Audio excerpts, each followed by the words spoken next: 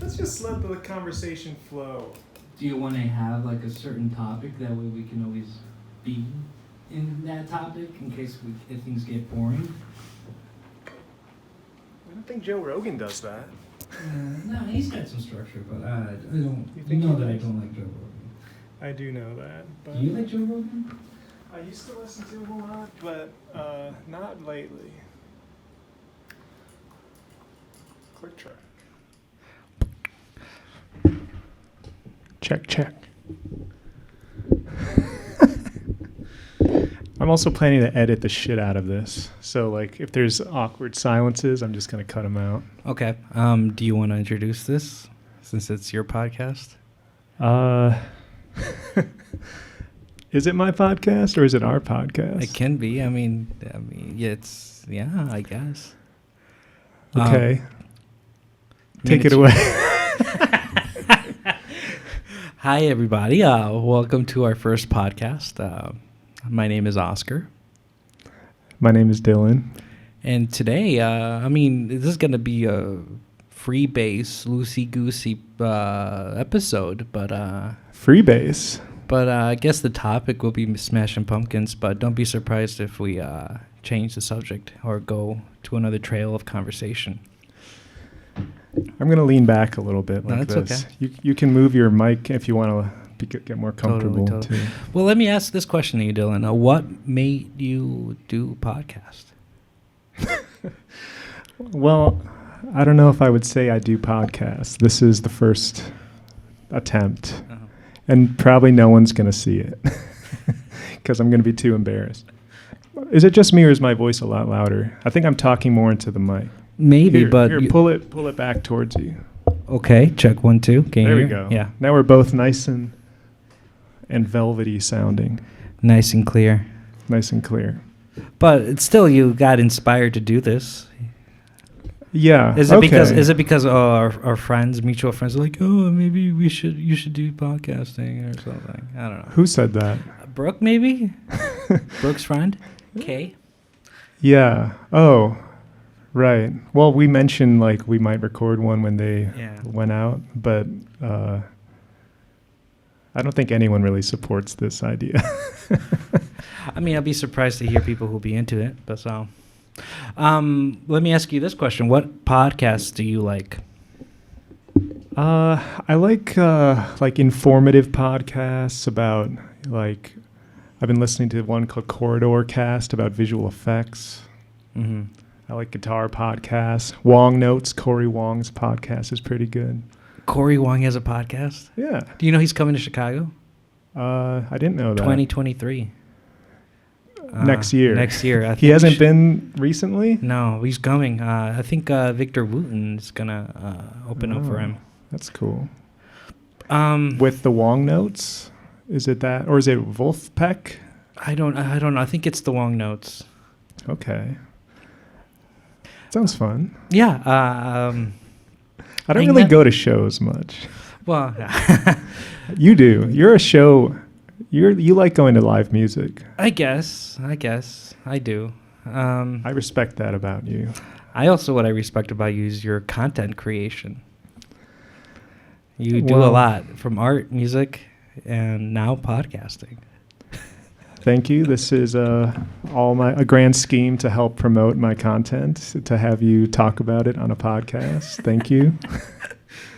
No, I'm lying. This is content, though. Yeah, we are making content. We are making content, that's for sure. Talking to the mic. Yes. What else was I going to say?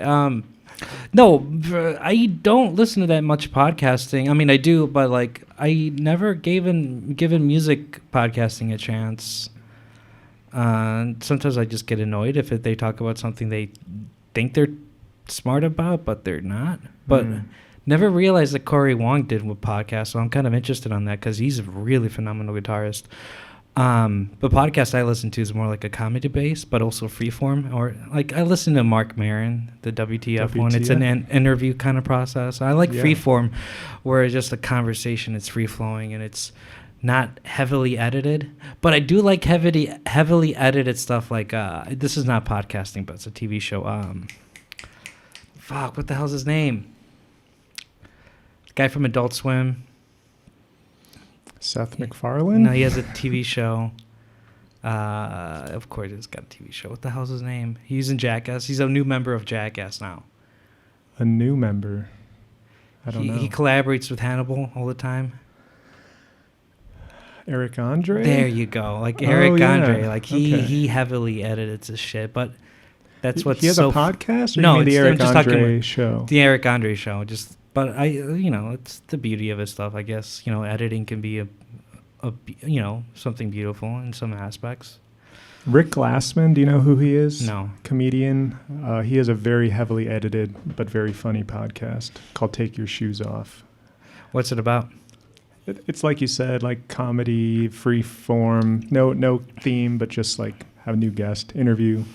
He's had Mark Maron as a guest. That was a good episode. Was it? They're like in the same LA comedy circle. Did they talk about alcoholism and being sober and stuff like that? And out of nowhere they start crying.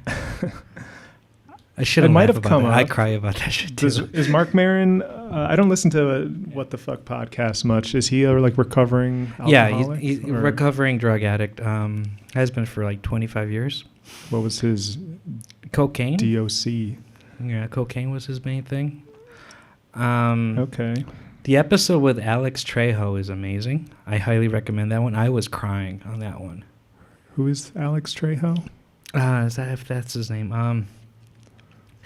He's a stereotypical Mexican Chicano guy. He was the main character in Machete. Oh, Sorry. the guy with like pretty like pockmarked skin. Yeah, wrinkly eyes and everything, and the long hair. And that the guy's eagle a great tattoo. actor. Yeah. That I didn't know that was his name. I thought his name was something different, but I don't know him that well. Yeah, his episode with Mark is amazing. It's all about him trying to get his life together from being a drug addict and being an ex-convict and stuff like that. Really good stuff. But now we have our own podcast, and we're going to be talking about Smashing Pumpkins. Yeah, I was about to say we've been podcasting for 5 minutes and we're just talking about other podcasts we like. But I think it's appropriate. We're talking about the medium we are exploring. Yeah, and also it's 2022. There's so many podcasts out there. It's a competition, so at least we're talking about the stuff we like, and then just go from there. Yeah, there's not enough talking about stuff people like. Yeah, that's true. And also, this is weird for me. I know you're recording me, so you're seeing me, and I don't like that, but it's fine, I'm seeing you no matter what, but you mean the recording makes you uncomfortable. Yeah. Yeah. What's up? Is this thing on? Is it?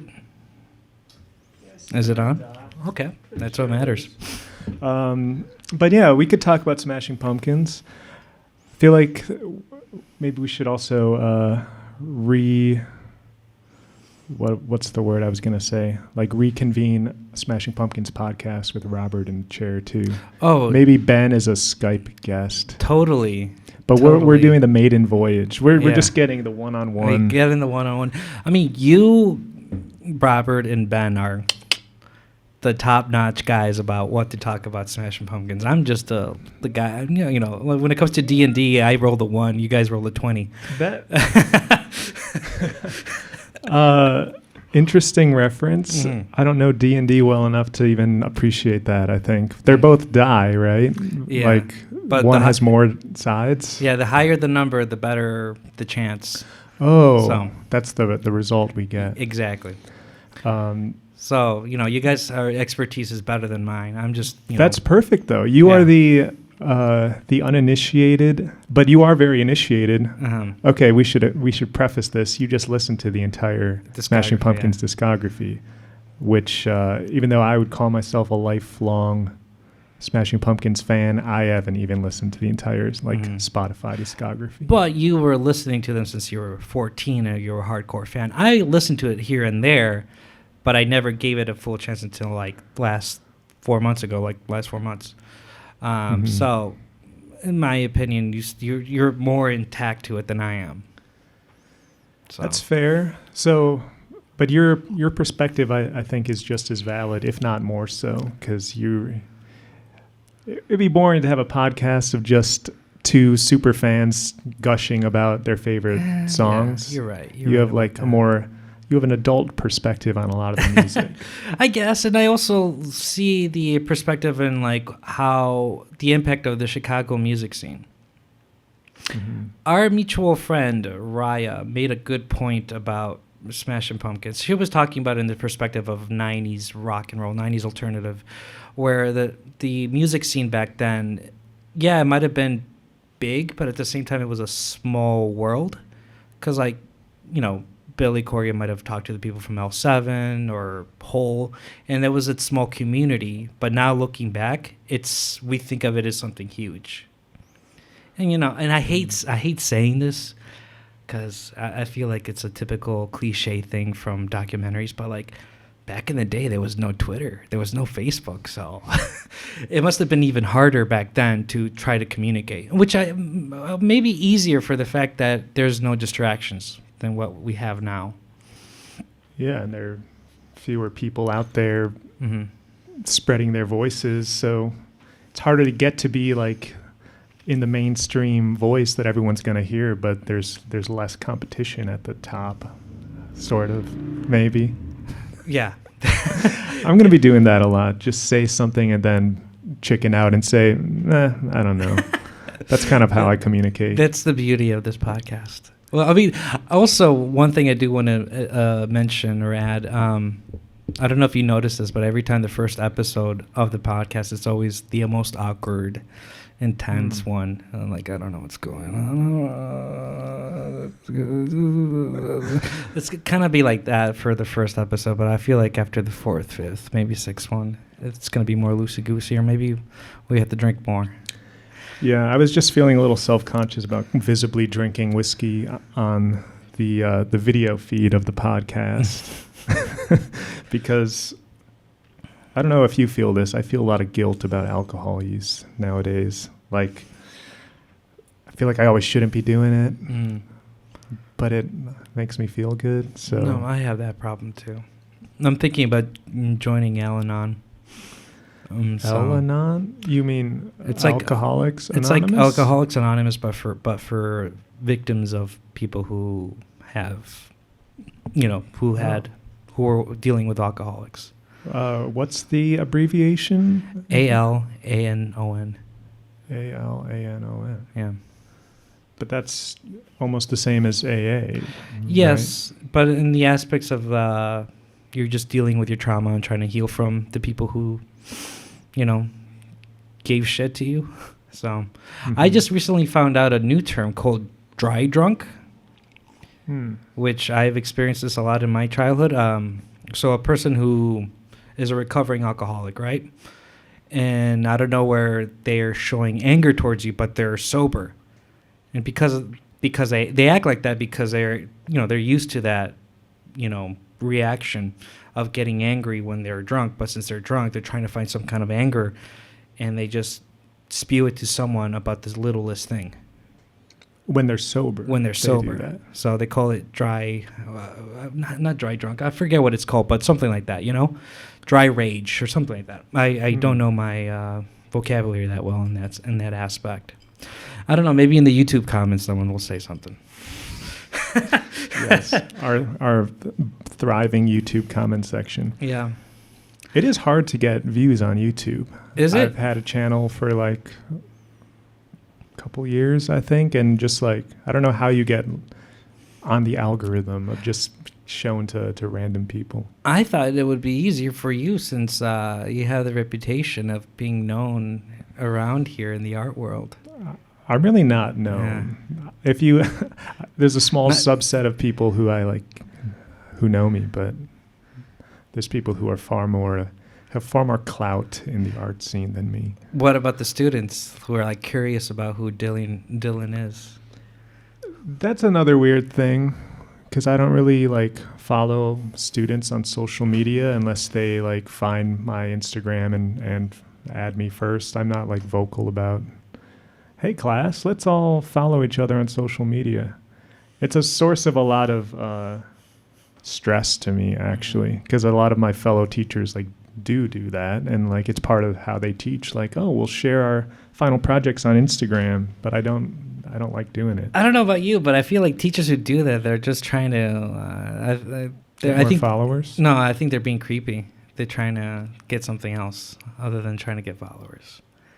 Oh, yeah. You mean like relationships with students? Yes, of a certain sort. Yeah, that I think was the norm for many years, but now with Me Too culture, everything is like drastically cut down on that. Like you can get fired for having even like a consensual relationship with a student in college. Like they're of age, but you can if the school finds out, you're gone. Really? So people are very scared of that sort of stuff now. But just as little as like 5 years ago, it was. I remember my teaching orientation at SAIC, which was 2014, 2015. They told us consensual student-teacher relationships are okay if they're consensual and the student is not in your direct class. But now it's forbidden. Any current student and any faculty member is off limits. Do you think some teachers get angry about that and they feel like they are hashtag or quote unquote woke and turn a little bit right wing after that? Like, are they taking our rights away from us? How dare they? I'm sure there are some, but you are afraid of losing your job, so you hold your tongue, I think. Okay, random question. Do you want to be tenured? Or you're like, no, I don't want to think that far ahead. I'm probably going to end up cutting up this entire part of the podcast because I'm scared. But I honestly like the part I last said about student-teacher stuff, and also I don't really want to teach forever. I would love to be able to make a living off of art that I make, whether it's like a fucking podcast or I think paintings. It's going to happen. I believe in you. Your art is fantastic. You have talent. You made my shitty art into something amazing. We'll have to put a little inset of that painting on the show because, dude, you did that. You created an amazing composition. This is what I think with painting. Composition is everything. Like the choice to just put that guy's face in the middle of the canvas. I just made it look a little more like rounded, some shading. Like you did the hard part, which is have the idea. And the one that you sketched for me on a new canvas, that's going to be all you. Oh yeah, but I'm interested to see because you give life in the canvas with the color you choose and the highlights and the shadowings that you make. And I'm just blown away how simple it is with you just by mixing it with a little bit of oil and boom. It is simple. Like you saw how little it took for me to just like just a little paint, a little oil, and suddenly you got some shading if you've got the right line work underneath it, which was you. Okay, well, let me ask you this question. What's Smashing Pumpkins' first album, Gish, right? Yes. What do you think Billy Corgan and the band's idea of the composition and the meaning behind Gish? What is it that you think that album means to you, and where did it incorporate it to you in your life when you first listened to it? It's a very interesting question because I think Gish is the most abstract of the Smashing Pumpkins albums. Like the lyrics make almost no sense. It's like just like Billy Corgan's classic rock fantasies come into like a more modern early 90s sound. It goes back and forth, but Siamese Dream is my favorite album of theirs. I think it's almost perfect. But it's kind of more simple. It's like, unlike fucking Melancholy, excess, overproduced everything. Like Gish is such a self-contained little idea of what an album could be. What did you think of Gish? I'm very curious to hear your opinion. Had you heard it before this recent? I have, but I never fully put a lot of attention to it. But now listen to it again. It was good. What blew me away was the extra stuff, like the second disc or the third disc, because I listened to the whole thing from Spotify. See, And it's I like don't know 3 what hours. else is on there. 3 hours of Gish no, outtakes? I think it's 2 hours or something. 2 or 3 hours, I forget. But Holy shit. what blew me away is that Billy Corgan had this idea of, putting Christianity in the picture of the band, and I didn't know that. I mean, I did know about his religion and how he talks about it, but I thought that was later, like after, like in Ex Machina, or that's just the album from 2000. It's just Machina. Machina. You're thinking of the movie. And also the other album in 2018, the Knights from Malta. I forget. What? Oh, Knights of Malta. Knights of Malta. So like I knew those were Christian elements, but like I was blown away that Billy was thinking about that from the beginning. And wait, what are you thinking of for Christianity on Gish? I know it's there, but what specifically? I don't know the names of the songs. It's one of the outtakes, so it's not even a song in Gish, but he does talk about it. And the lyrics do have some Christian themes too. Like I am one, like try to find a Messiah in your Trinity is one of the lyrics in the first song on Gish. So the biggest question I have in that, which is what made the band members hang out with Billy with his Christian aspects, even from the beginning in that, were they Christians themselves? I wanted to know where they hung out, because I did some research. I guess they hung out like somewhere in Chicago. Like Billy Corgan was working in some record store, and then met band members there, met the future band members there. Mm-hmm. But what made the band members say like, "Oh, I'm cool with the Christian stuff"? No disrespect to the Christian culture or anything. I'm just wondering, like, how did it get there? Was there any consent, or was Billy just being, like the extreme leader that he is? No, I want this like this, and there's no way to change it. I am the one who's making this amazing pop songs. I will make you guys big. I just need to play some Christian music. See, I think he snuck it in slowly and was not out about his like religious, and it probably at the time he wouldn't have labeled himself a Christian in like a press interview about the band. It was like just using the themes to make interesting lyrics. I wouldn't call them a Christian band then or even now. No, but like he is a hardcore Christian guy, big time. Even he believes in God. He seems to. Like even the pictures on Spotify with his robe. Oh right. I find it weird. Like he's trying to look like the Pope in some ways, but like the goth Pope, the Chicago goth Pope. That's actually a really good comparison. He does dress like he's like some religious figure. Another thing I ask myself when I listen to this is like if. Like looking back, I wish I was around there when it happened, but I was like 2 years old, 1 year old when this happened. When Smashing Pumpkins were a local band, who were they playing with? Because there are moments where I hear like they might have known Captain Jazz, because Captain Jazz was, I believe, from Highland Park. I don't know that band. Oh, they're a great band. They're like Captain an emo Jazz. band too. And would you consider Smashing Pumpkins emo? No, like emo to me means like that, like very punk, raw, like emotional post-punk or something. Uh-huh. If you're talking about like a 1991 Mm-hmm. emo, Yeah. I don't think so. They do have like goth pop elements, but more like Cure, not Rites of Spring or I don't know. I don't know much about like early genuine emo music. You should check out Captain Jazz. I think you'll enjoy them. There's a documentary about them, which I still need to see. But and they were from Highland Park? They're from Chicago, this area. I think at Highland Park. Because that's where Billy's based now. Exactly. So that's what makes me think if they knew each other. Or maybe I have my time elements wrong, because I think Captain Jazz got big in the early or mid 90s. I don't know. This is one of the things I'm afraid about doing podcasts. There's going to be a guy calling me out. You know? I know.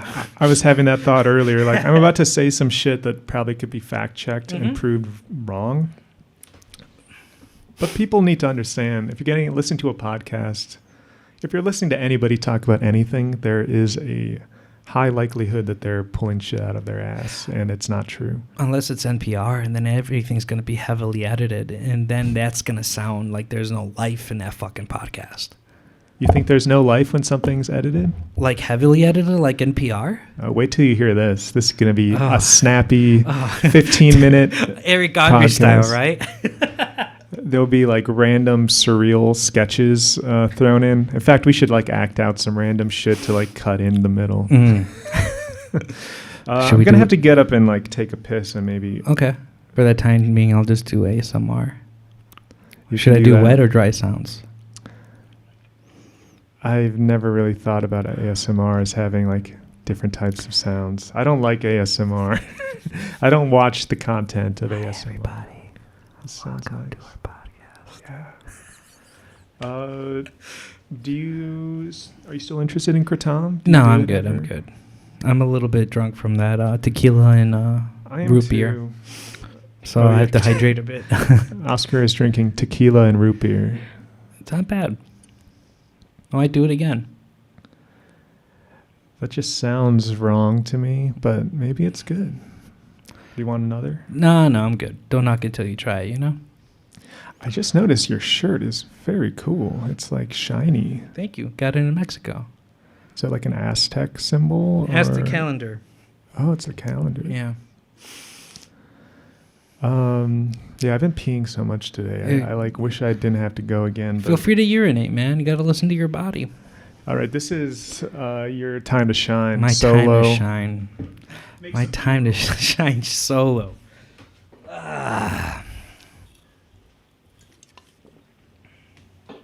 don't know. When it comes to Smashing Pumpkins, I always wonder, like, what made them big? What is it that makes them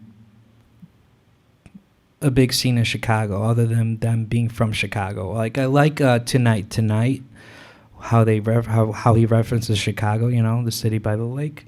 I think Tonight is one of the best songs that in the discography. Extremely touching, well written.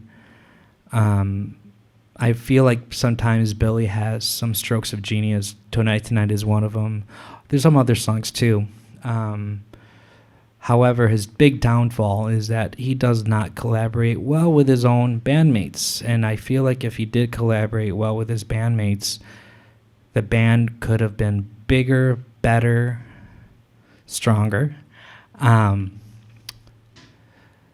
But the thing that keeps me going to listening to the Smashing even more is not Billy, is more than anything is the drums.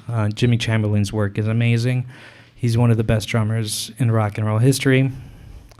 I would probably put him in my top 5 of best drummers out there. And I'm also interested in hearing Billy Corgan's guitar work. I am amazed by his fuzz, his distortions, and his tone. It sounds really good. I cannot decide which solo is my favorite solo from the Smashing. Maybe I'll ask that to Dylan. Do you have a favorite guitar solo from the Smashing Pumpkins? He's thinking about it. I'll say this. One of my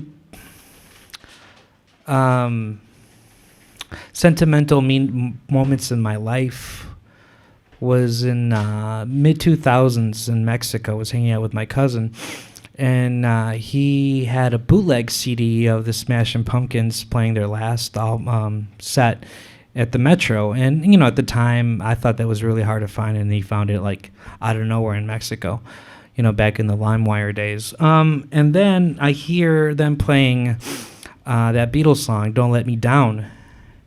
And I did not know they were a Beatles fan.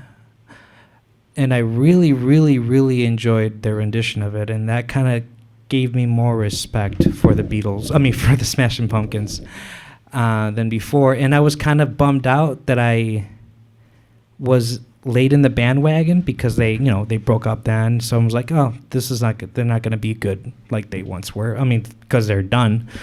And then here's Billy Corgan's solo work with his electronic, like, wannabe Moby kind of music.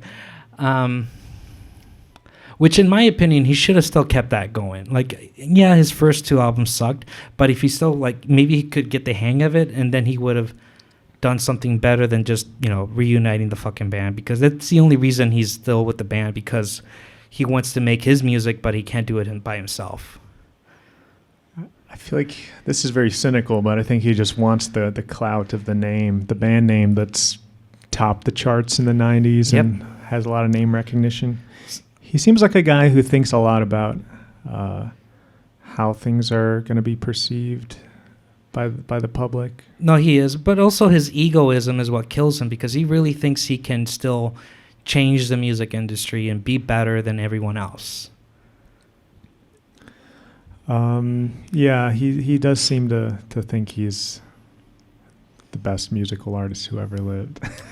But we should all think that. Every artist should think they're the best. Otherwise, like, you're not going to have the guts to put your shit out there. I don't know. Sometimes I'm in the fence with that, because, like, I mean, I think you should have confidence in putting the music you like there, or putting the music you have there, but consider it that it's the best.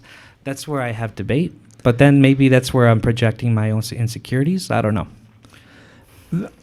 The best is not the right word, but you have to think that you have something important to share, or that you will someday and you're not there yet, or something. Because I feel like that a lot. Like I haven't made like the perfect stuff I want to make, but like I'm trying. There. You're getting there.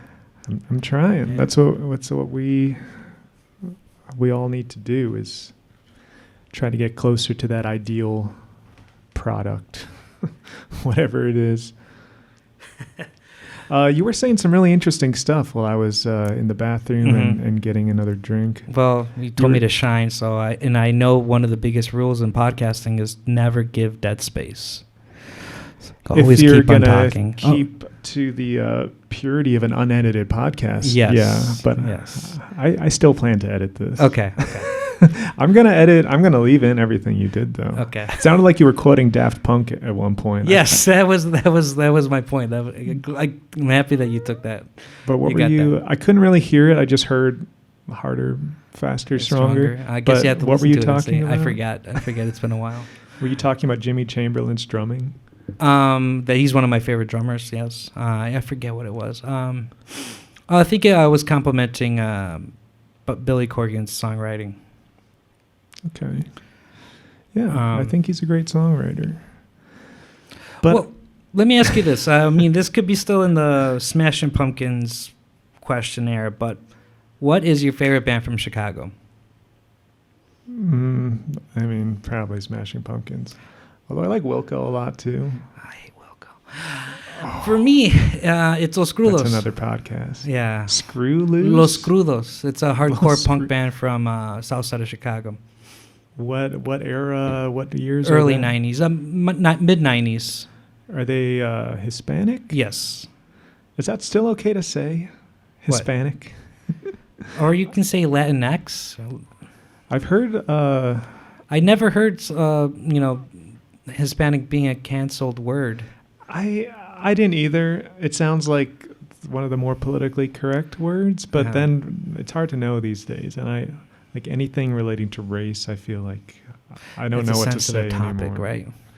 But don't you feel a little bit better? Like, you're not fully white. Yes. I feel entitled to be more cavalier with saying things about Asians. Yeah. And then people always, if I do that, people look at me like I'm crazy racist because they don't think I'm Asian, but I am. And I'm never racist. I know you're not. I just make observations about race sometimes, but they're normal to make. No, I think that's completely true. What do you think of the Latinx controversy? Because I've heard of what using the X for pronouns. Yeah, I'm totally fine with it. I you're think woke. It's great. You're No, I young, mean, you're woke. My friend made a comment about this. This is before the whole X thing came up because he was trying to learn Spanish, so to say. Mhm. By him learning Spanish, it's just him asking me questions and I trying to do my best to give out a good answer. But like, I'm not I'm not a grammar teacher, so I can't give out the full correct response to it. But he said to me, like, in Spanish culture, in Spanish language, if you're in a room full of women and the dog happens to be male, it's going to be ellos. That was his joke, right? That was his joke. Is Instead of- Eos like a masculine? All men. now? Yeah, ellos is all men, you know? What? That was the joke because it is true. I mean, it is true. Like, before I learned everything, like, if there was one guy and there's a bunch of women, we will say ellos instead of ellas, you know? I see. So I see that the hypocrisy on that, you know, and I'm totally fine with AXs, you know, that's how we say it instead of, you know, because AXs. yeah, because we're saying the X. The only problem I have, which is fine now, I get it now, but back then is like, it's sometimes pronouncing the words in Spanish. Because reading it, it's okay, you know, like I get what it means. Like saying ello, ella, and so you say AX. Or say ellas, es, as a, like a non-plural form. I also don't know my shit about this that well, so I know I got a feeling I'm going to get called out on this, but I am all for learning and educating myself about that. But again, I have no problems with the X. I'm definitely for it. Okay. Yeah. It seems like a step forward in gender equality. Gendered language seems very backwards nowadays. It totally is. But I'm sure it exists in English too, but to a lesser extent. I also found out about this, that the whole plural, the pronouns in language is European. It's, you know, we see it in Spanish, we see it in English, but the indigenous languages, they don't use pronouns when they speak. That's what I heard, but I don't know for sure. So the whole ello, ellas, that's you know, a form of colonialism. Again, you can also say Spanish and English is a form of colonialism, which it is. Eos is like they? Yes, but male they, you know? Male they. Yeah. I wish I knew more Spanish. I feel guilty all the time. Why, Especially I dude? live in this neighborhood that's like so... I mean, it is beneficial, but don't feel guilty, you know?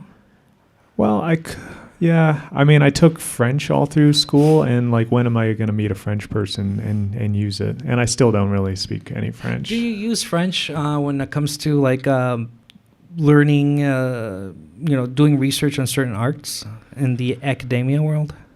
Yeah, it came in handy. Well, not really. A lot of like painting terminology for oil paint is actually Italian because it like originated in the Italian Renaissance. Mm-hmm.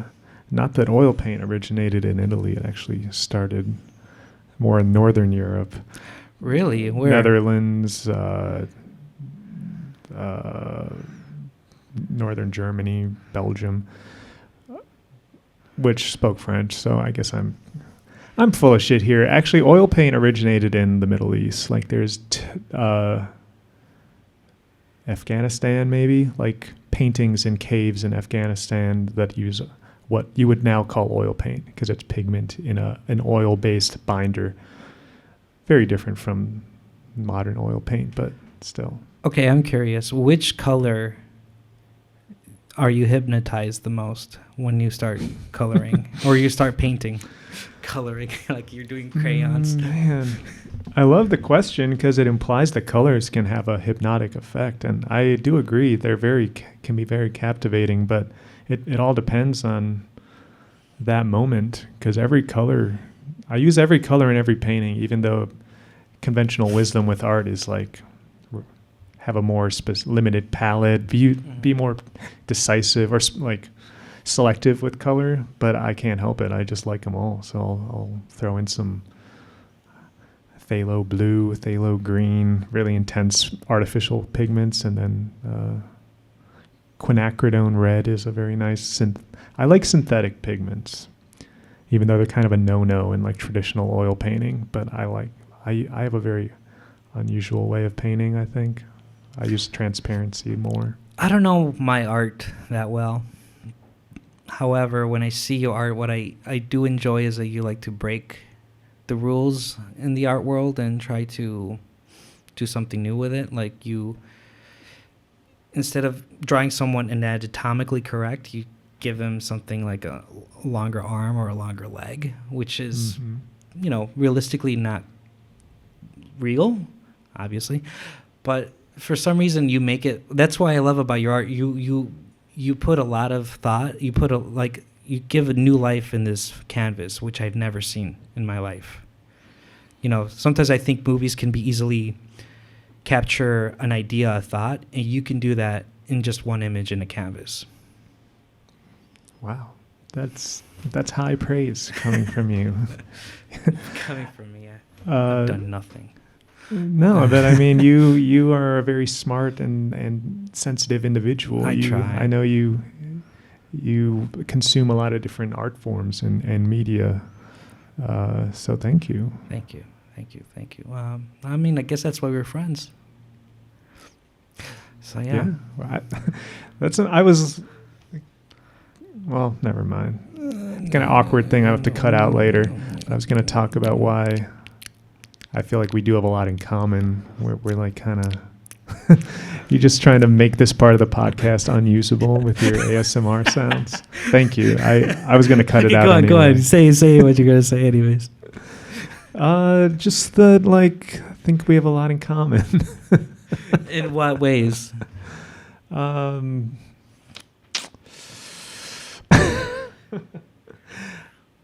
don't know. Like, we like music. We like guitar. We like guitar. Yeah. we geek out about guitar work. You love Carlos Santana. I love Carlos Santana, but I hate him as well. I have a huge love-hate relationship with Santana. But you're like, no, man, Rob Tom is smooth. Every time it's a fucking hot summer day, I think of you.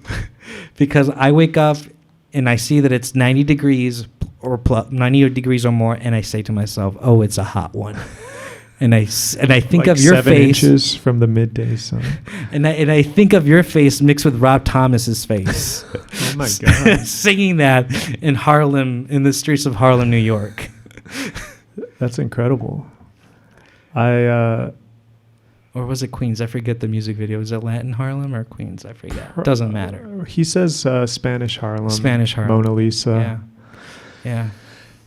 See, I don't think I can claim like being a huge Santana fan because yes, I like smooth. You troll me on that song. Like, you know that I hate that song, but you still play it in front of me and all that stuff.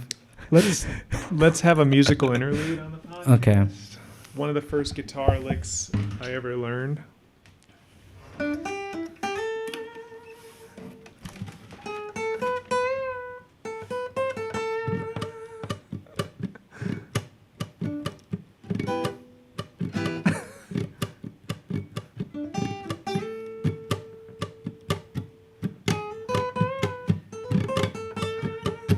Okay, that's enough. I don't know anything besides the opening lick, and also I doubt the mic caught that.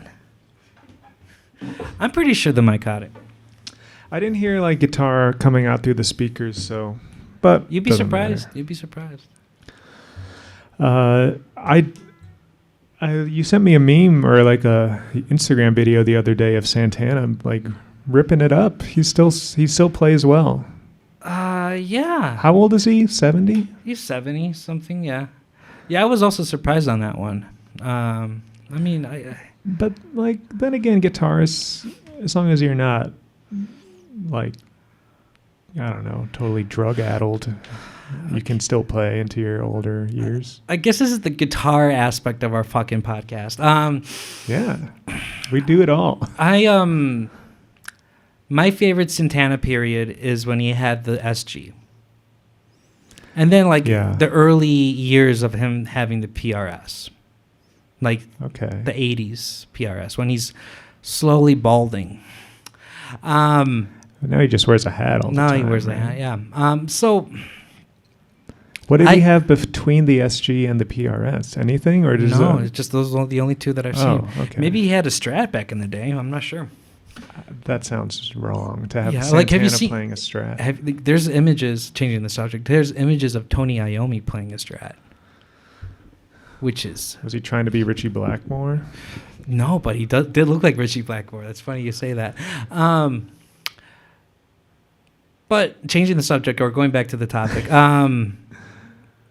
I respect the instrument PRS. I've played it before, and it feels nice. I get why people love it. I don't think I've ever played one. Oh, it's really smooth like butter. It's nice, but the problem is, I just can't see myself owning it, being a part of it, like kind of like how Santana is with the PRS. I've seen other musicians with the PRS, like they are part of it.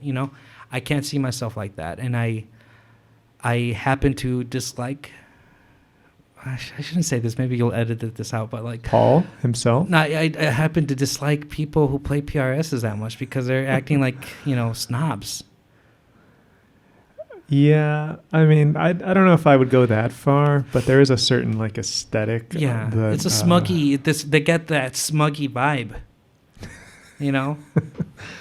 But now they're becoming more. It seems like more mainstream every passing year. Like you just see people playing them, like a Gibson style Fender. Like PRS is just one of the, or Ibanez. Like they're all kind of seem interchangeable to me. It doesn't seem like much of a like personal decision to choose one. Let me tell you a story. Back in the late 2000s, early 2010, there was a house that was torn up, and there was a house show. They were playing this like 7-hour house show because they're going to tear the place 2 days from that event. So they were just ruining the place, bringing all these bands in, and there was, I'm not going to say this band's name because I don't want any shit from them. I'm pretty sure they're not even there around anymore. But they were a pop punk band, like Blink-182 kind of thing.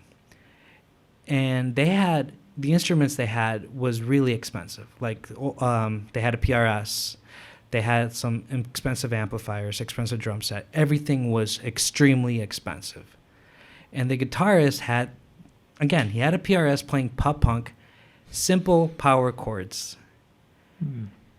And I thought he was going to play something flashy because, that's what you normally think when you see someone with a PRS.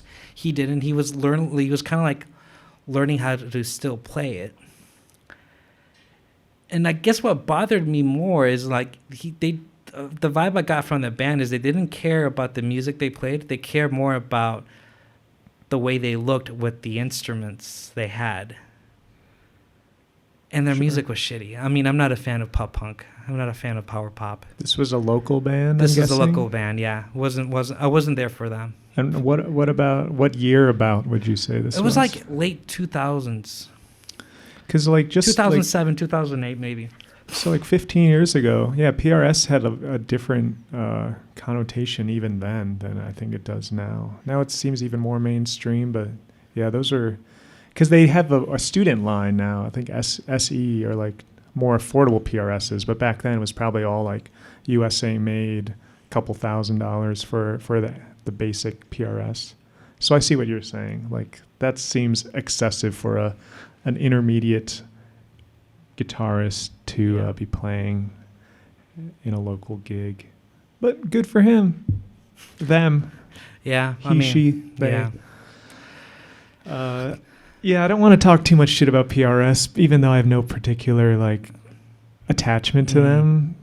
I just don't like the way they look. They look lame. Weird. That zebra-like pattern. You mean the flame maple? Yeah. Yeah, when there's too much flame in a maple top, I think it looks bad or just too flashy. Now I'm curious, what made Paul Reed Smith say, this is the look? This is the look for the guitar. Like I get it like as a tacky dude. I get it as a luthier that the elements of why a PRS is a great guitar, but like the way it looks, what made him say that's the guitar? I guess we'll never know. I'm not gonna do research. I don't give a shit. Well, he went through phases. I find his early work kind of interesting. He was just ripping off like the Gibson double cut junior shape, but making it a little more like elegant and rounded. I like those style guitars he makes.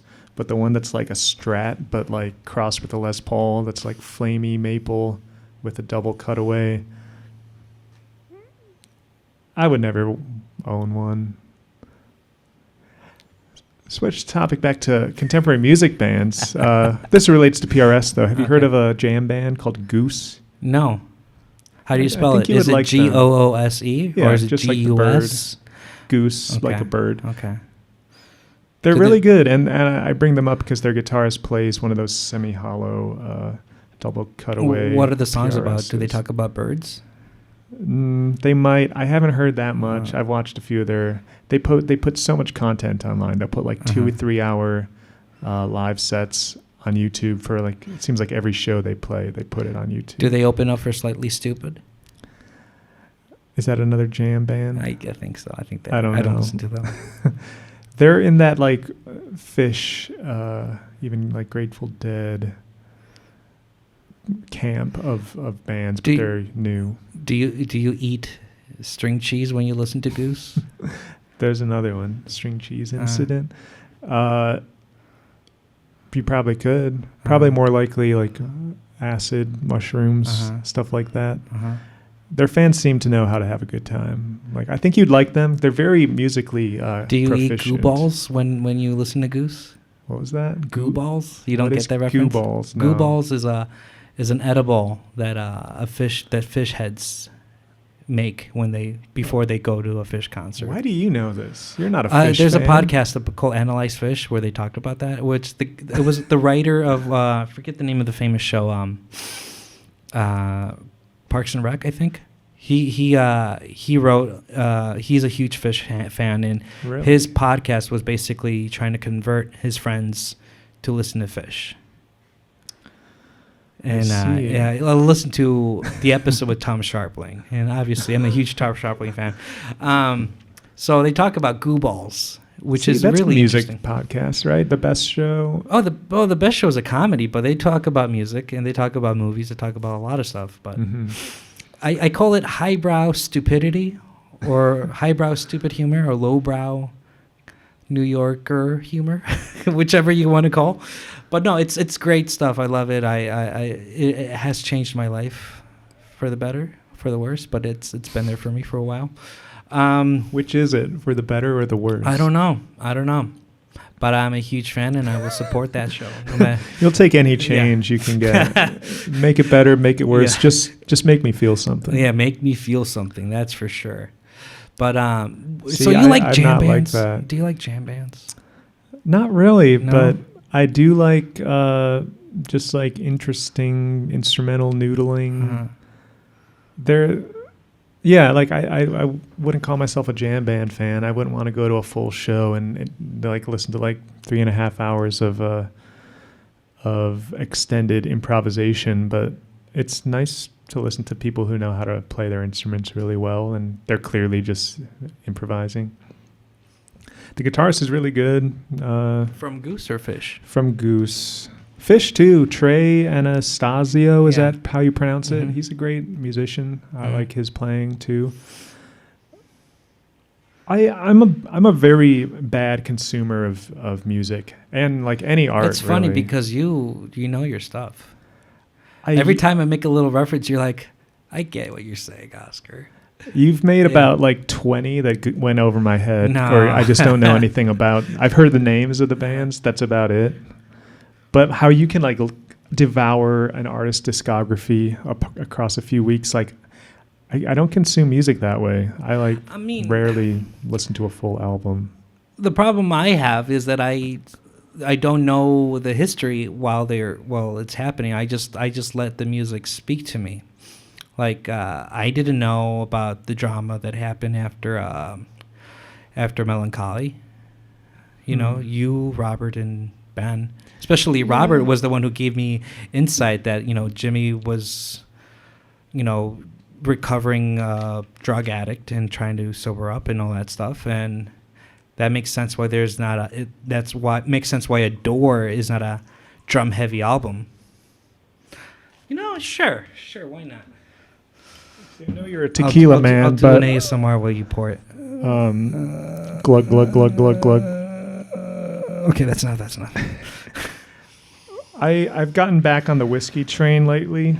I was only drinking clear liquors for like probably over a year, but I realized like whiskey's the only liquor that I can just sip neat, which is nice. I don't like having to always put a mixer in or like even on the rocks. Cheers. Cheers to our first podcast. So, What do you think? Do you like drinking it moonshine? straight? This is good. Do you like moonshine? I don't know if I've ever had like real moonshine cooked up in a bathtub or neither have I. something. What you mean? There's a brand of like weird liqueurs called moonshine. Is that what you're talking about? Yeah, there's one with a mason jar. Yeah, I've had those. I don't. That like one's really them. good. I like it. The peach flavor is They're extremely fantastic. sweet, right? They're like yes, the peach flavor was fantastic. Yes, it was sweet. I liked it. maybe I didn't try the right one, but it was really like medicinal, chemically tasting to me when I tried it. I just remembered we were talking about Smashing Pumpkins, and so this podcast has some structure. I love that we're just jumping all over the place, but what if we? Yeah, you can tell that sometimes I bring it back.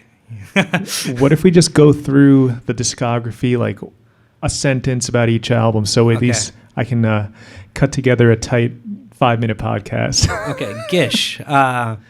It's a good grunge album. Okay. Great guitar riffs. Yes. Because some of my favorite solos. You asked about solos earlier. I think the ones on Gish are my favorite, honestly. Yeah. Especially the first one. What's the name of the first song? Rhino? I Am One. I Am One. Yeah, it was a really good one. There's like 3 guitar solos in that song. And the drumming? Really poppy, the drumming really on the driven. whole, yeah. All the drumming on Gish is fantastic. I think it's very well recorded, too. Butch Vig did the first 2 albums, and I think Gish actually sounds even better than... Well, no, that I can't say that. Siamese Dream is a very stylized, like, pop-produced 90s rock album, but Gish is like just raw rock and sounds great. It's very fizzy and sparkly, I think. Phone, there it is. Okay, in Siamese Dream, what do you think of Siamese Dream? Probably the one I've listened to the most, more than any other, probably any album by any artist in my life. Haven't listened to it in years, but I still know it by heart. I can picture it. So it just, I have a lot of nostalgia for it. I think it's pretty much every song's good. I like it. I like the fact that it's a good transition on the acoustic stuff. You know, and they're trying to get more dynamics, you know, playing some stuff like Today, really, really simple stuff, and they're really loud, but still trying to be the king of the hill of the grunge music. You know, they want to be that. They're still like fighting against Pearl Jam and Nirvana, you know. Yeah. But, you know, Chicago style, you know, instead of, you know, state of Washington, we're going to go Illinois style. What do you think of Pisces Iscariot? I don't know how to say it. Pisces Iscariot? You know, that was Judas's last name in the Bible. No. That's where Iscariot What do you think of from. Judas? Do you like the guy? Do you hate the guy? I like him. Not because he killed Jesus, but I really do think Jesus asked him a favor. It's like, yo, I need you to do me a solid. You think he wanted to be betrayed? Yeah, I really do think so. Yeah. So his little prophecy could be fulfilled. Yeah, and Judas is like, I'm only doing it because I love you, man. That's an interesting That's take. how I see it. I don't know enough about the story, but I would assume like the devil possessed Judas to betray Jesus. Is that not? I mean, that's what you think of it. I'm not gonna tell you if you're right or wrong. So what do you think of Pisces? I don't think it's one of my favorites to listen to. It's a B-sides like album, so it's stuff they would have put on either Gish or Siamese Dream. A lot of acoustic stuff. I think it's fantastic because of the acoustic stuff. Yeah. And I like their rendition of Landslide. Yes, that's a great cover. Weirdly enough, like you hear that a lot on like Q101 rock, alternative rock radio. All right, let me ask you this. One of the things I like about Billy Corgan is his nasally singing. Hing, hing. Like it's like sometimes I ask myself, what makes them so Chicago? Because I don't hear the Chicago in them or anything. And then here's Billy Corgan and Landslide. Hing. Can you do that? I can't do it sometimes. I cannot mimic Billy's voice. It's like a high pitched nasally tone. Yeah. Landslide. I can't do it. I am too shy to even attempt it. Even though it's not the shyness, I just know my voice can't get there. I've heard Billy talk about this in interviews. Like he claims his voice just has naturally like no bass in it, which I think is why he can get that really gritty, trebly sound. Mm-hmm. He's just got his voice isn't necessarily super high pitched, but it just has like it's a very thin, like nasal tone. Okay. Now I'm going to transition to what you think of Melancholy.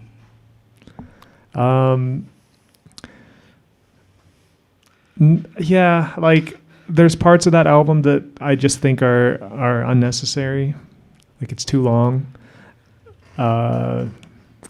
Like a lot of the second half of the second side where they do very slow, like slow jams. I think like they could have condensed it into one really tight album. But like you always surprise me with your like love of the acoustic softer songs. So maybe those were your favorite parts of Melancholy, like second half of album side 2. It's funny you say that because the reason I asked you to transition is the reason I like Melancholy a lot is like the song like XYU, and there's another one where I was amazed by how Billy can yell. Yeah. His yelling is so fantastic. Sometimes I wish he can just only yell instead of singing. I agree with you that it's too much.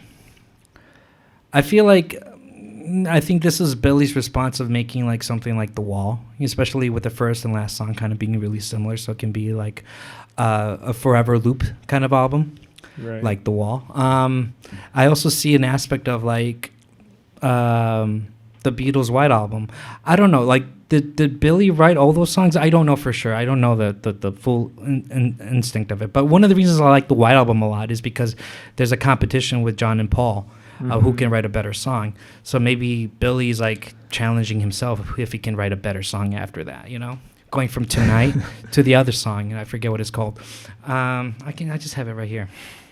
Going from Tonight to Jelly Belly, you know, going something simple and sweet and gentle to so that is a great pairing of songs. Yeah. I love that transition.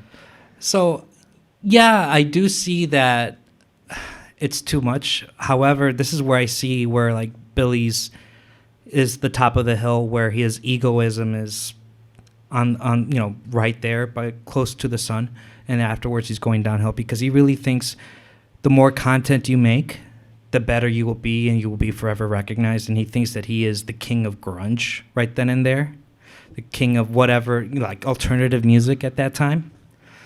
And then he makes Adore. Yeah, Adore is complicated because just to go back to what you said, like Adore wouldn't have happened the way it did unless like Jimmy hadn't been kicked out of the band, the whole overdose situation. It would have been a very different record if it was just the four of them powering through the next album. Maybe it would have been just as big and overblown as Melancholy. There's more I want to say about Melancholy too. I'm starting to feel like, but like nothing really specific, but there are great songs in it, but I don't know where I'm going with this.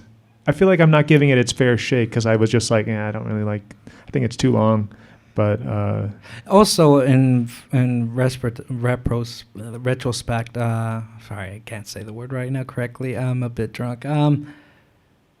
I haven't listened to this music in a while, and so I haven't, and neither have you. Haven't either. Like you haven't listened to it just like 2 days ago. So we're just, we're going from what we've known from last. Our initial impressions, emotional response to the music. I like that you brought up XYU and Jelly Belly. That is, I think, a strength of Melancholy. Yeah. The extremes get very far apart. The heavy things get really heavy, and Billy screaming gets some of the most intense it ever was, and then the light stuff gets super light, like nursery rhyme level light, soft songs, which I respect that about it a lot. But Siamese Dream did that too, and I would argue had better songs, even if they were a little simpler and like more folky in a way. Okay. So Adore, what did you think of Adore? It's my favorite album from Smashing Pumpkins, and like I feel like instead of, this is my opinion, I don't know Billy Corgan's history or life that well, but like again, just listening from the music, I feel like Melancholy, he was just trying to prove the world. Now Adore happens, and I think he achieved what he's trying to prove. Now he's trying to prove himself. He's having an internal battle of what he's trying to say. And for me, I am a huge fan of sentimental, emotional music where it's challenging to listen to, and because you have to face your own emotions. And I have nothing but respect for Billy to do that. But like what you said is correct. I think I say that Jimmy Chamberlain's is the heart of the band. Like he makes that band.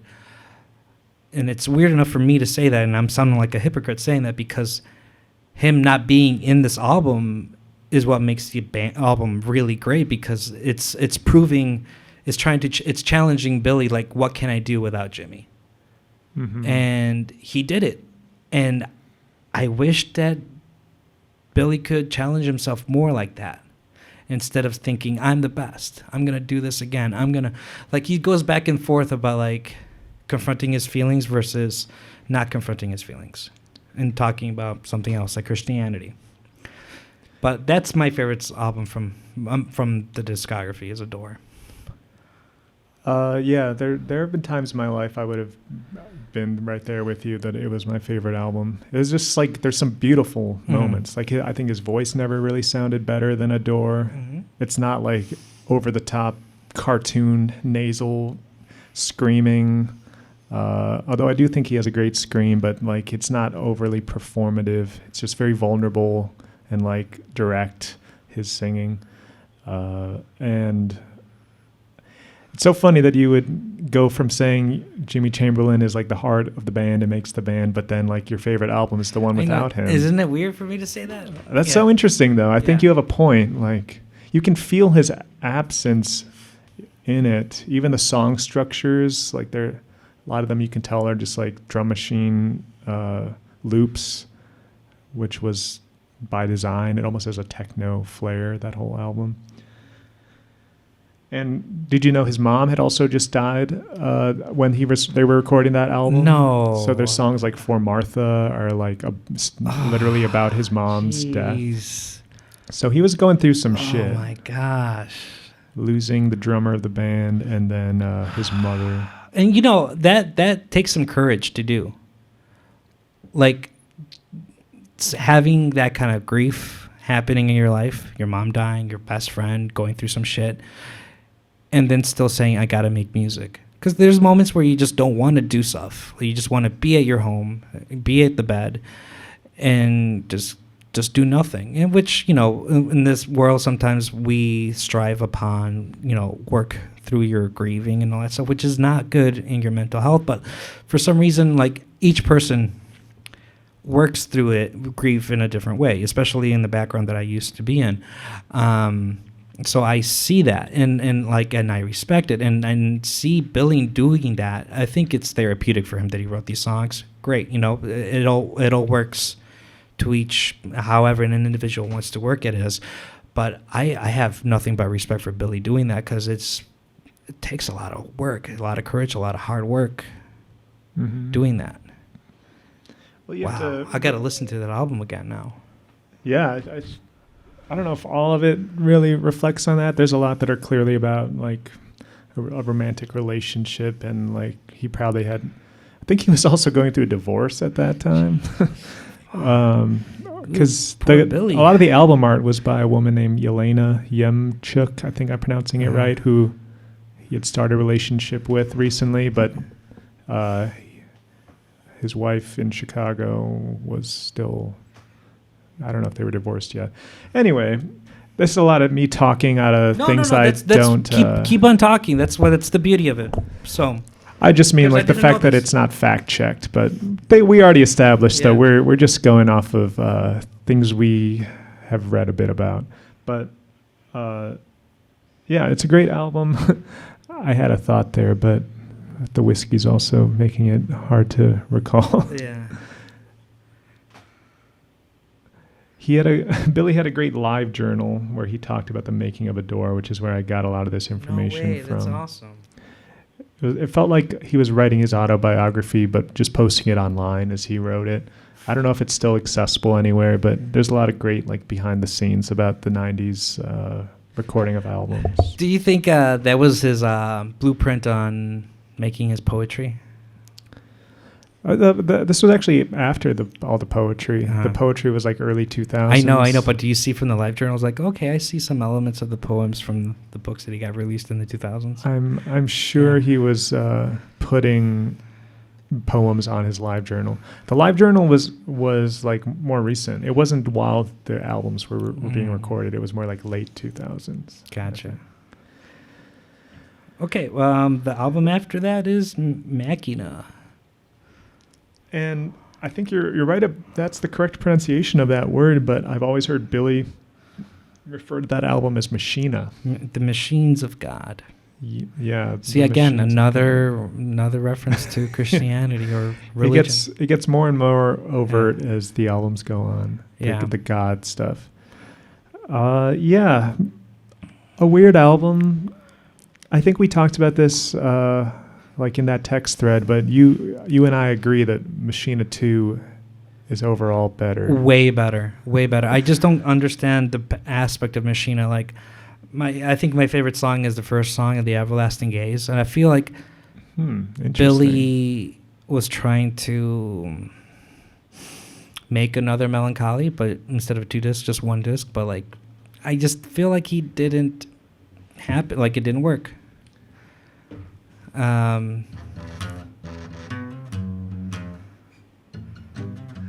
think you have to be in drop D for that. But actually, I was going to play a song. Do you remember this one?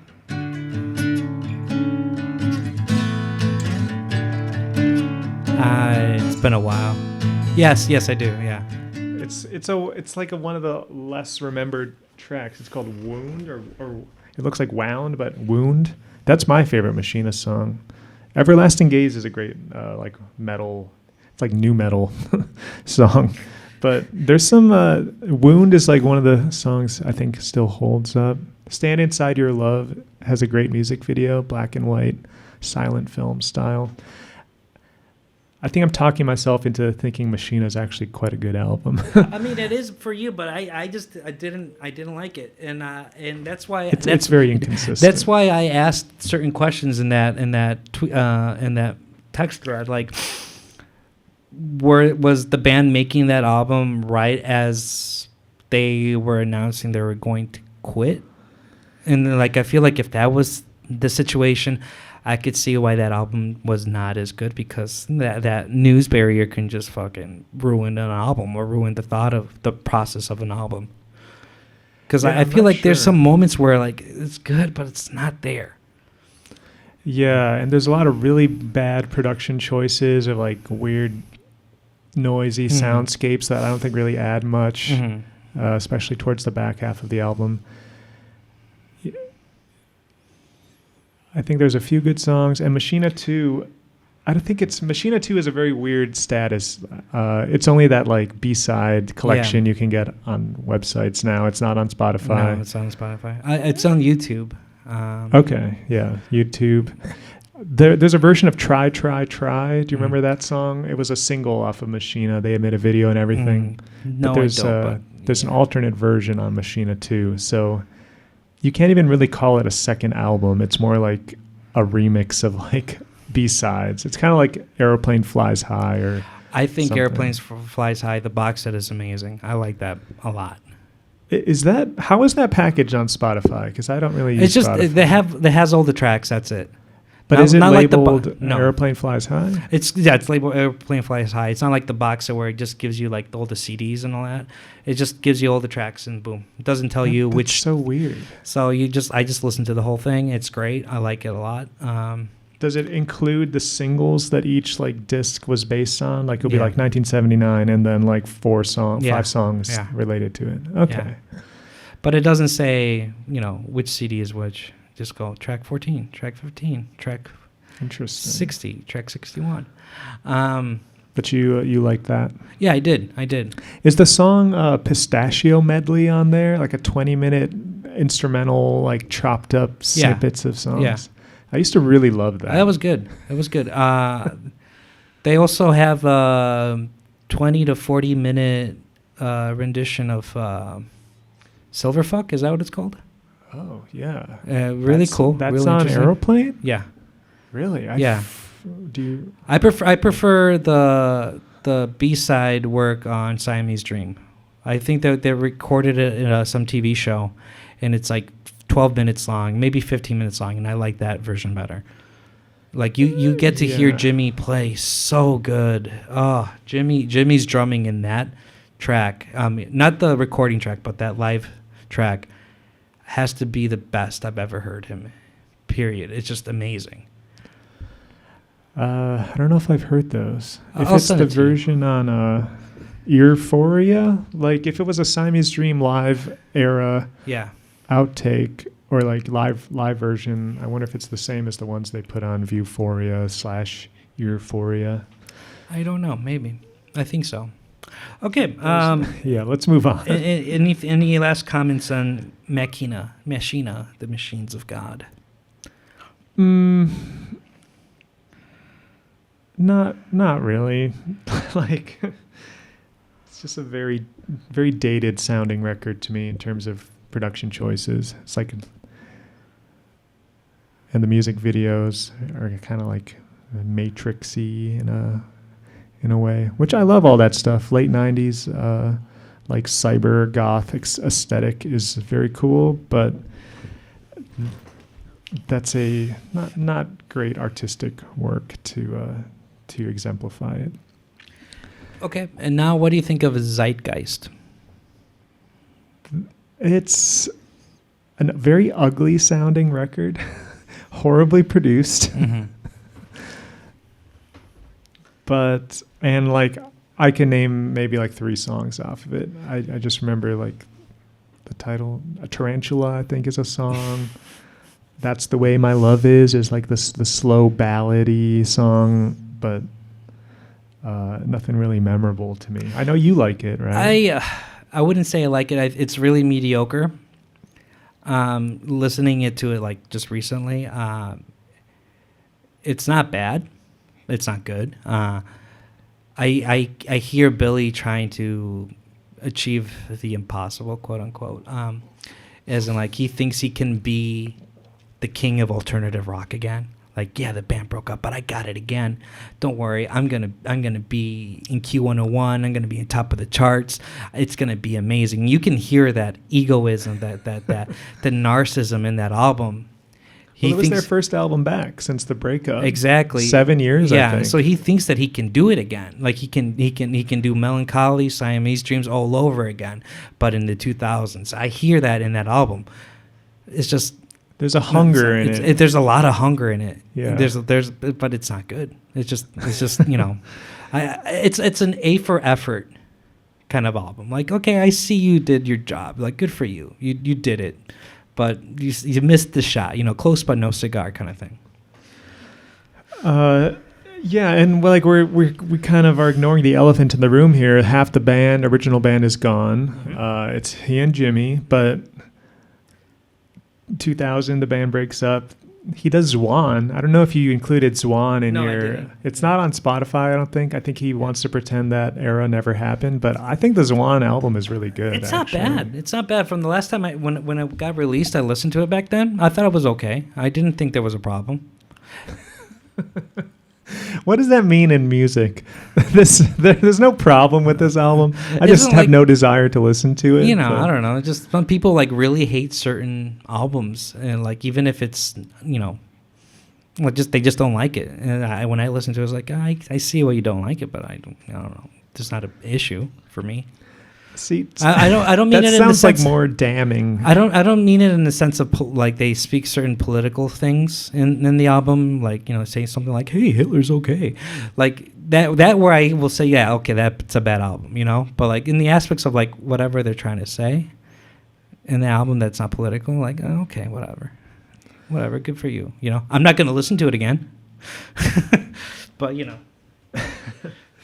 Yeah, it's a light album. There's not a lot of strong thematic content. But you know which album I hate? What? Oh, no. I really don't care for Oceania, Ocean Yeah. IA. The album I hate the most in this discography is Monuments to an Elegy. Yeah, I couldn't even get through that. Dude, whole album. I just got so angry listening to it. Like, you're wasting my time. Like, what was your reasoning of making this fucking album? Like, I got so fucking angry. Like, why did you have to make this album? What's the purpose? You just wanted to make it for the sake of making one? Like what message are you trying to put across? I hated it so much. People hate Zeitgeist. I get that, but for me, Monuments to an Elegy, I hated it so fucking much. Yeah, I know what you're. I didn't even force myself to listen to it. I heard the lead single, "Being Beige," I think, is on that, but I don't even understand the making of that album because I heard that Tommy Lee was playing drums on some tracks. What the fuck? What makes Billy think that's okay? Like, did Billy have like a hair metal phase? Oh yeah, in his like youth in the late 70s, early 80s, he was all about hair metal. So is this album like? See, and I don't hear the hair metal influence or inspiration in Monuments to an Elegy. No, it's just like he's probably friends with Tommy Lee in real life, and it's like, hey, play on a few tracks. But what I don't get is like where Jimmy was, because I think he's been in the band pretty much continuously since Zeitgeist to now. So I'm just making shit up now because I've paid very little attention to these releases. I don't really have much to say about anything after Zeitgeist. Hey, you're smart for doing that. Like I agree with what you said. Smashing Pumpkins in the 90s is the best stuff. Yeah. That's it. Oceania, I thought was okay at the time. Me and Robert saw them live on that tour at, I think, the Allstate Arena. Mm-hmm. And at the time, I thought, like, okay, the band is musically competent. Like, they have some new members. Jeff Schroeder playing. He's a very good guitarist. I don't know if you have paid much attention to their like recent live shows, but the guy he got to replace James Iha originally is a very good guitarist. Isn't James in the band again? James is now back since I don't know what album you would call it, like CYR, or is it Shiny and Oh So Bright? Sear. I think Shiny and Oh So Bright was also that was James's return to the band. Okay. But I don't know what James really adds. Like, I think he's a talented singer-songwriter himself. But when he's in the Smashing Pumpkins, they kind of just sound the same. I don't really see much of a difference. Yeah, totally. Again, like I just see Billy and Jimmy. Billy with Jimmy's help. I really want to hear Jimmy's jazz band. I forget the name. They're good. I really want to hear more of Jimmy, like what he wants to do. Like, because I feel like Jimmy, like... Listen to the Jimmy Chamberlain Complex. Okay. I'll do that. I got to take a leak again. All right. Go urinate. I'm going to check if these are still recording. Oh, wow. They're still recording. What's the time? We're at an hour 25. Yes. This is going to be good. You're going to have a tough time editing it. Or maybe you're not going to edit it at all. Maybe it's going to be the whole thing. He's going to edit it because he doesn't want people to know about his experience at school. He doesn't want people to know his true opinions of what he thinks of his classmates and teachers and colleagues. Sometimes I don't even know what to say in this situation. I know I just want to say something because I don't like dead air in podcasting. And that's always a rule. Always say something because having dead air is not good. You need to say something. Captivate the audience in some way, shape, or form.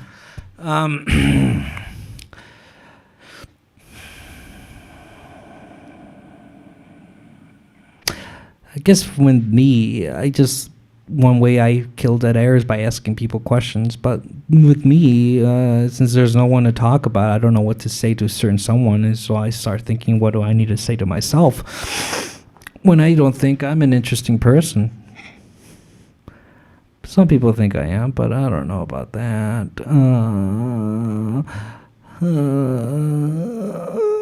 I'm starting to enjoy art. And do art because I have friends like Dylan that inspires me to do stuff. However, I don't do painting that much. Unlike him, he does it all the time.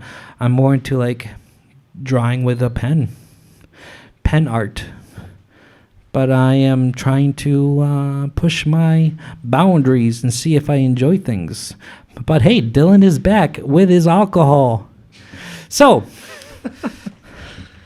what else do you think about Oceania and Monuments to an Elegy? I think very little about either of them. Okay. I think maybe our Smashing Pumpkins talk can wrap up. No. We're almost done. But I really haven't heard most of these. What about Shiny and Oh So Bright? That was like more of an EP, right? It wasn't a full album. It's an album. Well, I know they called it an album, but it was like 7 songs. It was longer than Monuments to an Elegy, I'll say that. Monuments to an Elegy was like about 30 to 40 minutes. That sounds great. Yeah, I know, but the music was fucking horrible, man. I remember walking into a record store in Bridgeport on Halstead. I forgot if they always had shutters over their blinds. I feel like they were never really doing great with business, but me and Brooke walked in there, and then we were like looking for Smashing Pumpkins, like old albums on vinyl, like maybe a Door or something. We asked the guy, he's like, "Oh, we've got this one on vinyl." It was Monuments to an Elegy. Oh, God. They had a pretty small stock of modern records, but they had that, and it was kind of sad to see. Like, of all the albums by Smashing Pumpkins to have in your store, like that's all they had. I wonder if they have Christopher Cross's record with the flamingo. I don't know that one. It's the #1 record in every thrift store. Sailing, is that on there? Maybe. I forget. But okay, so what do you think of the Shiny and Oh So Bright one? At the time, I was kind of excited about that. If I'm even thinking about the right one, I might not be, but I think that was when James got back in the band. Rick Rubin produced it, maybe. Maybe. I heard a couple songs and was like, all right, maybe they're back. Like, I had a lot of faith. I think maybe the song Solara was on there. Let me check for you. Yeah, check so I know. Yes. It felt like a return to form. I thought it was produced pretty well. Rick Rubin's a good producer. I don't know how much he actually does like engineering and sonic wise, but I think he has a pretty good taste. So I thought it was okay, but not anything that I felt compelled to listen to more than once. I agree with you. I think it was a really good album. It wasn't something I will cry home about and say like, hey, this is going to be one of the best things in the Smashing Pumpkins discography. But at least there's a road to somewhere after the breakup. Like they're trying to get it together, you know? Yeah. I don't care for it that much. I'm not going to listen to it again. That's my question again. This other album again, the Christian elements. Like, what is Billy trying to do? Is he trying to make the band a Christian band? Is he trying to convert his fans to be Christian? Because like I gotta give him respect in the aspect that he does his research and talking about Renaissance Christianity. You know, that song, the Knights of Malta and stuff like that. What are the Knights of Malta? I don't know. I did research on Wikipedia when it came out, but I forget about it now. So I think it was a good album, but nothing to cry home about. CYR, same thing. Oh yeah, that's a long album, right? Isn't it like a double album? Let's see how 20 long it is. songs at least. Yes, 20 songs, 1 hour and 12 minutes. It was long, but like, yeah, I like the fact that Billy is being productive again and doing something, keeping himself busy. He's bringing that electro pop thing you said. I dig that. It's kind of weird, but I dig that. That's one thing I like about the band, Smashing Pumpkins, like they're really diverse. Yeah. They have that synth pop vibe. They have that grunge drone metal sometimes. They have that psychedelic pop. One of the great things I enjoyed was in the Adore discography, or just Adore box set. They covered Money. You know that Beatles song, with the song the Beatles covered, "Money, that's what I want." Dun, dun, dun, dun. So like Smashing Pumpkins covered that. Yeah, they did. It was really cool. I enjoyed that. So like where was this in the Adore box set. So that I like about that band. They're really diverse. Some things I don't care about, but hey, I give them credit for doing that. You can even call it country because of their cover in Landslide, you know. So that's what I enjoy. Fleetwood Mac, a cover band? Yeah. I mean, a country band? Yeah. Or folk. You know, people will be angry for that. I call them a country. They've always had folk. Smashing Pumpkins have a lot of folky moments. Folk is just part of American music. Totally. Americana. So yeah, and that wraps up Smashing Pumpkins discography. That was You were like, okay, let's finish talking monuments and elegies. Like, no, we got to finish this. We're done. Wait, do you know about the pagan holiday Samhain or something? No, I don't remember. It's like something to do with Halloween. It's spelled Samhain. Samhain. I can't think of it on top of my head. I'm pretty sure if our friends are here, he'll be like, yes.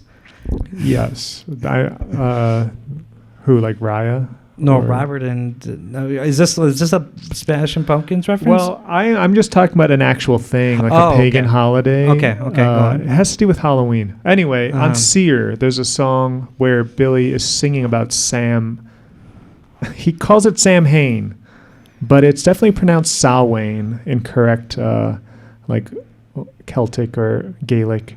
I don't know much about it. All I know is he like pretty egregiously mispronounces this word. He just pronounces it phonetically. They cracked me up. That's just a fun Seer tidbit. But let's never talk about Smashing Pumpkins again. Okay, I don't think we need to. I think we're done. One question: if they've ever released a new album, do you want to talk about it in a future podcast? If I feel compelled to listen to it, if it catches my ear, I don't want to be like a hate podcast and just like hate talk about things I don't actually like. Gotcha.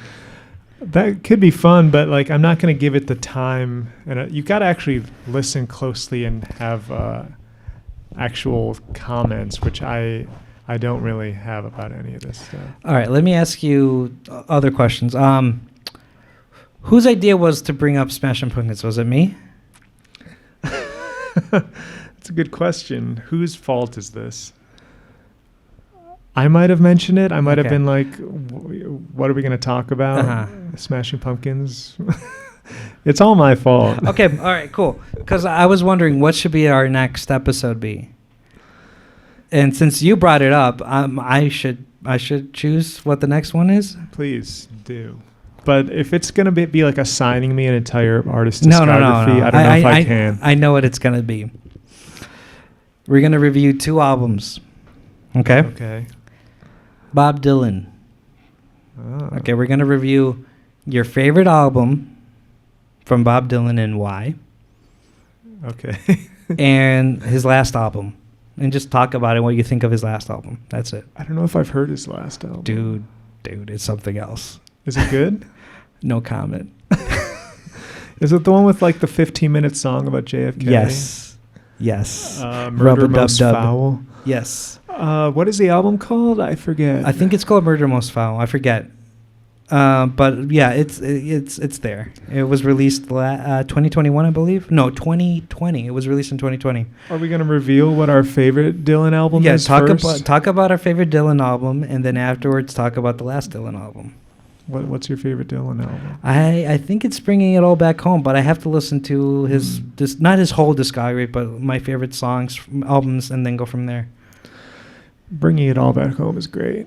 But let's just end the podcast now. It's over 90 minutes long, and you're gonna have to edit this so it can be 5 minutes. But I feel like it's a bunch of garbage about Smashing No, Pumpkins. dude. That's the beauty of podcasting. Some people are gonna enjoy the garbage, and some people are not. So that's how we're gonna find our audience. Okay, so thank you so much for listening. This is Oscar. This is Dylan. Thank you. Take care. Bye. Man, you're such a good host. I could not do that shit. Just from listening to podcasts. All right. I'm going to stop the recording. How long was it? We can convert this to minutes. Wait a minute. That can't be right. It was probably an hour and a half. It says 2 hours and a half, but it's like, yeah, hour and a half. Okay.